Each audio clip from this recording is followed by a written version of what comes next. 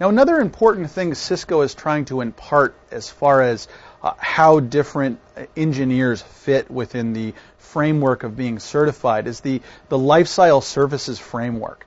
Now, this framework identifies how to deploy new services within an existing data network. Now, before this framework, oftentimes what you'd have is an existing data network, and we want to install some new services into an existing data network, and it would create problems and kind of affect the overall uptime of the network. And as we start moving into things like voice over IP and video conferencing over the data network, interrupting those things during business times and during business operation is very disrupting and can create problems with the overall bottom line of the company or the ability for the organization to function appropriately even when you want to go through an upgrade process. So this whole life cycle services framework is designed to give you an approach to deploy new services and then continue around the process. So if you take a look here, we have these 6 different phases: prepare, plan, design, implement, operate, and then optimize. And of course, after you reach optimize, you come back to the top, which is prepare. And if you think about deploying new services, we all start with the prepare phase. We're looking at new services or new technologies that are going to help the business.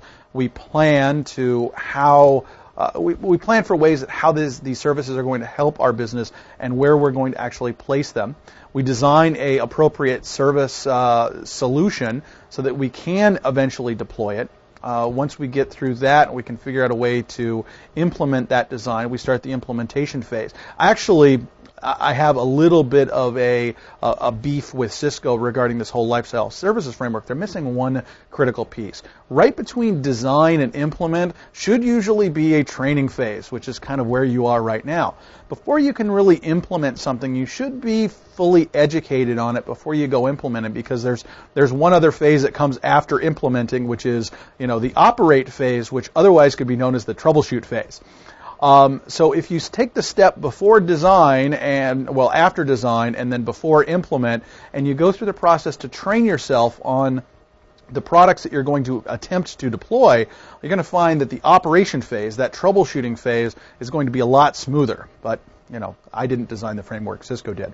All right, so we're going to implement, then operate, and then once we've got it operational, then we go through the process of optimizing, which also could be known as the security phase. Because usually we get through the phase of operations, and then we get to optimization, which often means we got to lock certain things down that we turned on. That usually isn't a good way to do it. Usually in the design phase, you want to look at the security side of things there before you end up implementing it.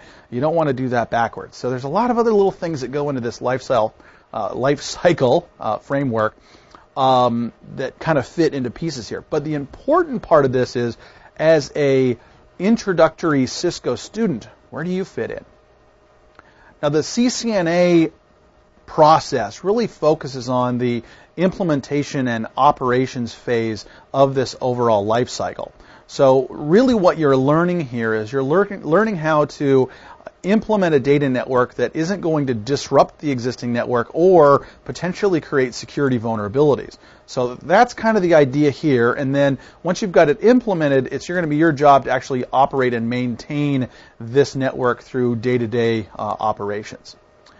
As you start looking at other paths, such as the CCNP path, or even if you have aspirations to go all the way up to CCIE, you're going to be looking at doing all of these phases, everything from the optimization phase, doing a lot of the QoS-related things, making your network run even smoother and like a well-oiled machine, to the process of actually being able to go through and suggest to customers new options and new ways to do things in ways they haven't thought of before, plan and do design implementation for those customers as well.